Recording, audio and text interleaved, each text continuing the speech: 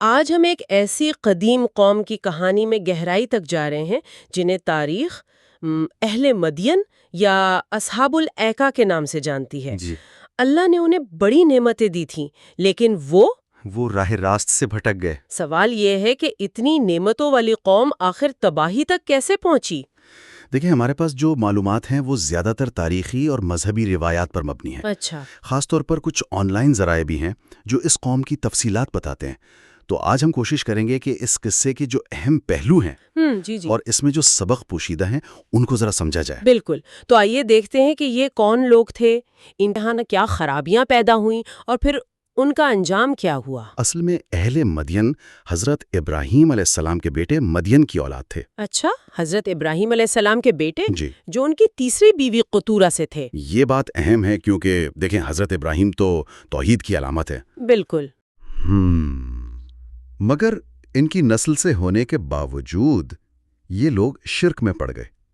ان کا تعلق بنی اسرائیل سے نہیں تھا، ہاں، اور یہ زمانہ حضرت موسیٰ علیہ السلام سے بھی پہلے کا ہے، کوئی اندازاً 3000 قبل مسیح۔ اور انہیں اصحاب الایکا بھی کہا جاتا ہے، اس کی کیا وجہ تھی؟ جی بالکل، ایکا کا مطلب ہوتا ہے گھنے درختوں کا جھنڈ۔ اچھا، تو مدین تو ان کا شہری علاقہ تھا، لیکن قریب ہی ایک بڑا سرسبز و شاداب دیہی علاقہ تھا، جنگل جیسا، گھنے درختوں والا۔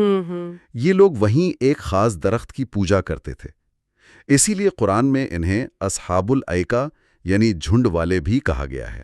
تو یہ ایک ہی قوم تھی، بس علاقے الگ تھے؟ جی، بنیادی طور پر ایک ہی قوم تھی۔ یہ شمال مغربی عرب میں بحیرہ قلزم کے مشرق میں آباد تھے۔ بڑی زرخیز زمین تھی، باغات، نہریں، خوشحالی تھی۔ یعنی خوشحالی تو بہت تھی، لیکن بنیادی مسئلہ تھا اللہ کو چھوڑ کر درخت پوجنا۔ جی ہاں، اصل خرابی تو کفر اور شرک ہی تھی، یعنی اللہ کی حقیقت سے انکار اور اس کے ساتھ شریک ٹھہرانا۔ اور یہ اللہ کی دی ہوئی نعمتوں کی آپ سمجھیں سری ناشکری تھی۔ اور ذرائع یہ بھی بتاتے ہیں کہ یہ صرف عقیدے کی بات نہیں تھی، ان کے روزمرہ کے کام، خاص طور پر تجارت، وہ بھی بہت خراب تھی۔ یقیناً ان کی بددیانتی صرف یہ نہیں کہ بس تھوڑا کم تول دیا، اچھا، نہیں، یہ ایک پورا منظم معاشی استحصال کا نظام تھا جو انہوں نے بنا رکھا تھا۔ اوہو، وہ اہم تجارتی راستوں پر بیٹھے ہوئے تھے۔ یہ وہ راستے تھے جو ہندوستان اور یمن سے شام اور روم تک جاتے تھے، بہت اہم۔ جی جی، ان قافلوں سے نہ صرف بھاری ٹیکس لیتے تھے بلکہ اکثر انہیں لوٹ بھی لیتے تھے۔ یہ تو بہت ہی سنگین بات ہے۔ اور کچھ اخلاقی گراوٹ کی باتیں بھی سننے میں آتی ہیں، جیسے وہ تاجروں کو پھنساتے تھے۔ جی، کچھ روایات میں اس کا ذکر ہے کہ وہ بازاروں میں اپنی عورتوں کو نامناسب طریقے سے پیش کرتے تھے تاکہ تاجروں کی توجہ بٹے اور وہ انہیں ناپ تول میں لین دین میں دھوکہ دے سکیں۔ استغفر اللہ۔ یہاں تک کہ ایک بڑی خوفناک رسم کا بھی ذکر ہے کہ وہ ہر 3 مہینے بعد اپنے اس درخت کے آگے ایک کنواری لڑکی کی بھیڑ چڑھاتے تھے۔ بھیٹ؟ کیوں؟ ان کا وہم تھا کہ اس سے ان کا کاروبار محفوظ رہے گا یا ان کا معبود خوش ہوگا۔ اللہ اکبر، اتنی بگڑی ہوئی قوم! تو پھر ان کی اصلاح کے لیے اللہ نے کیا انتظام کیا؟ اللہ نے پھر انہی کی قوم میں سے حضرت شعیب علیہ السلام کو نبی بنا کر بھیجا۔ حضرت شعیب؟ جی، آپ کا نسب بھی حضرت ابراہیم علیہ السلام سے ہی ملتا تھا، اور آپ اپنی قوم میں اپنی ایمانداری، اپنی سمجھ بوجھ کی وجہ سے جانے جاتے تھے۔ اچھا، دلچسپ بات یہ ہے کہ توریت میں بھی، یعنی یہودیوں کی کتاب میں، آپ کا ذکر یترو کے نام سے ہے۔ اچھا، تو حضرت شعیب نے انہیں کیا پیغام دیا؟ وہی توحید کا؟ بالکل، بہت واضح پیغام تھا۔ ایک اللہ کی عبادت کرو، ناپ تول میں انصاف کرو، زمین میں فساد نہ پھیلاؤ، لوگوں کے حق مت مارو، اور انہیں اللہ کے عذاب سے بھی ڈرایا۔ لیکن ظاہر ہے قوم نے، خاص کر سرداروں نے، نہیں مانی ہوگی بات؟ بالکل نہیں۔ خاص طور پر جو قوم کے بڑے لوگ تھے، سردار تھے، جن کے مفاد جڑے ہوئے تھے اس سارے غلط نظام سے، انہوں نے سخت مخالفت کی۔ انہوں نے نہ صرف حضرت شعیب کی بات جھٹلائی، بلکہ الٹا الزام لگایا کہ تم ہمارے باپ دادا کا دین بدلنا چاہتے ہو، ہمارے معاشی فائدوں کو نقصان پہنچا رہے ہو۔ اور دھمکیاں بھی دیں۔ جی بالکل، دھمکی دی کہ یا تو ہمارے پرانے مذہب پر واپس آ جاؤ، ورنہ تمہیں اور جو تمہارے ساتھ ایمان لائے ہیں ان سب کو بستی سے نکال دیں گے۔ تو جب بات یہاں تک پہنچ گئی، پھر کیا ہوا؟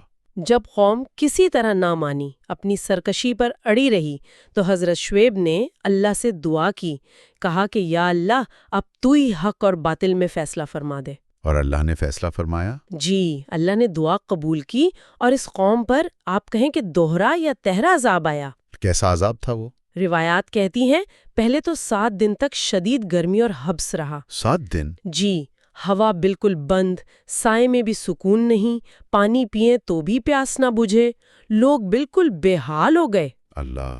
پھر ایک ہولناک چیخ یا زلزلے نے انہیں پکڑا اور اسی وقت آسمان سے آگ برسنے لگی۔ آگ؟ جی، آگ کی بارش۔ یہ اتنا شدید عذاب تھا کہ پوری قوم بس یوں سمجھیں کہ جل کر راکھ کا ڈھیر بن گئی، کچھ نہیں بچا۔ سب ختم؟ سب ختم، سوائے حضرت شعیب اور جو مٹھی بھر لوگ ان پر ایمان لائے تھے۔ اللہ نے انہیں اپنی رحمت سے بچا لیا۔ اس ہولناک تباہی کے بعد حضرت شعیب اور ان کے ساتھی کہاں گئے؟ ظاہر ہے وہاں تو رہنا ممکن نہیں تھا۔ حضرت شعیب علیہ السلام اپنے ماننے والوں کے ساتھ وہاں سے ہجرت کر کے مکہ مکرمہ تشریف لے گئے۔ مکہ؟ جی، اور باقی زندگی وہیں گزاری۔ تاریخ میں یہ بھی آتا ہے کہ بعد میں حضرت موسیٰ علیہ السلام کا نکاح حضرت شعیب کی بیٹی سے ہوا تھا۔ اچھا، یہ وہی حضرت شعیب ہیں؟ جی، زیادہ تر مفسرین اور مورخین کا یہی ماننا ہے۔ اور کیا اس تباہ شدہ بستی کے کوئی نشانات آج بھی ہیں؟ کوئی کھنڈرات؟ جی ہاں، بالکل۔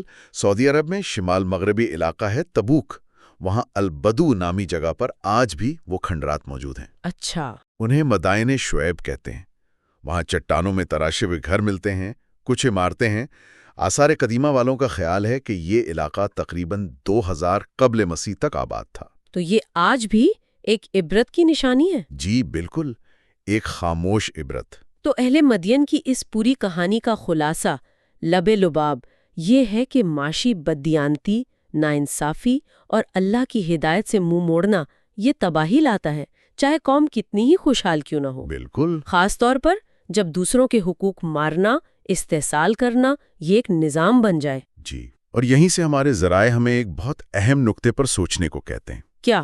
وہ یہ کہ کیا آج کی دنیا میں جب ہم منافع کمانے اور معاشی ترقی پر اتنا زور دیتے ہیں، کہیں ہم لین دین میں، اپنے باہمی معاملات میں انصاف، ایمانداری، اخلاقیات، ان بنیادی اصولوں کو نظر انداز تو نہیں کر رہے؟ یہ بہت گہری بات ہے۔ جی، کیونکہ یہی وہ اصول تھے جنہیں پامال کرنے پر پچھلی قومیں تباہ ہوئی تھیں۔ یہ وہ سوال ہے جو یہ تاریخی واقعہ آج ہمارے سامنے رکھتا ہے کہ ہمیں اپنے اعمال پر غور کرنا چاہیے۔